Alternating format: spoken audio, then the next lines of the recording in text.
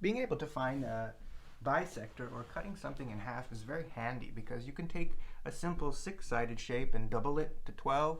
You can take a 5-sided shape, a pentagon, and double it and make a 10-sided shape. So we're going to do that. We're going to make one of the easiest shapes first, a hexagon, and then we're going to find the bisecting spot, the middle, in between 2 points, so that we can double the amount of sides. We start with a circle, the same way we would make the seed of life. We're going to put the point of our compass on the edge of the circle, make a mark, and where we leave off, we're going to put the point of our compass where we found that mark and make another mark. And we're going to do that all the way around. We want to make sure we don't change the positioning of the compass. It stays the same all the way around. I do notice sometimes my students will hold their compass like this and squeeze it closed, and it changes things. So here we have 6 even spaces, and we can connect it to make a hexagon. However, we want to find the middle point so that we can make it a 12-sided shape.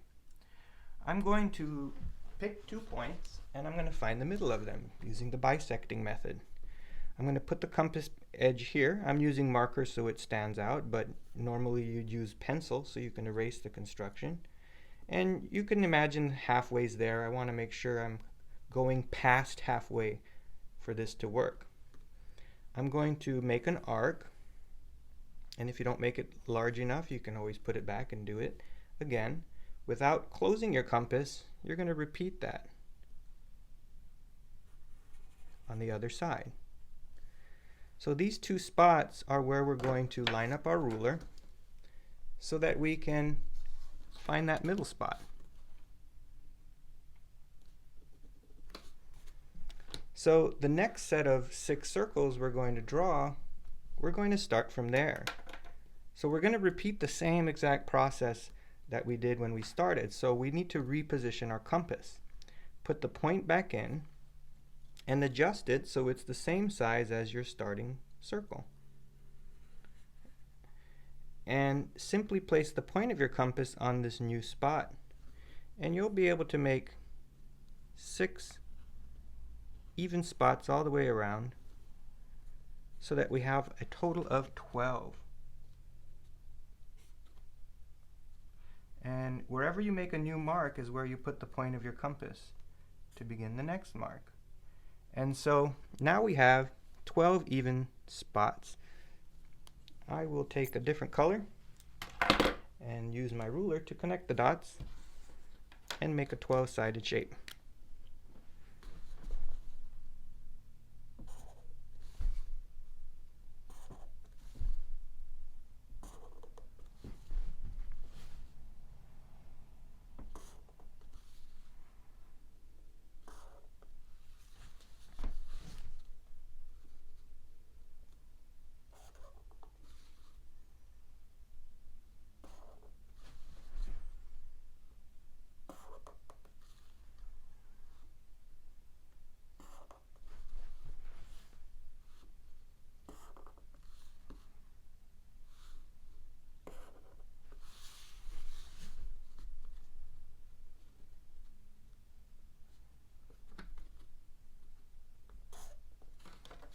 And that is my 12-sided shape. You can see, after you get to 12, it starts to conform and look pretty accurately close to the circle. However, to add some flair to this, we could connect the dots.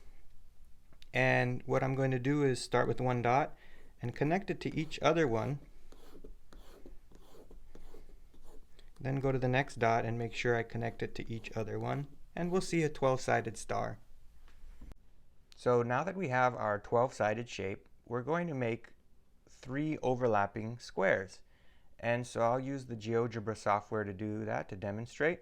We start anywhere. I'll start at point H, and I skip to the 3rd point. 1, 2, 3, 1, 2, 3, 1, 2, 3, and it's going to form a square. We're going to repeat that with point G and skip to the 3rd. It'll be the one after point E, the one we just drew.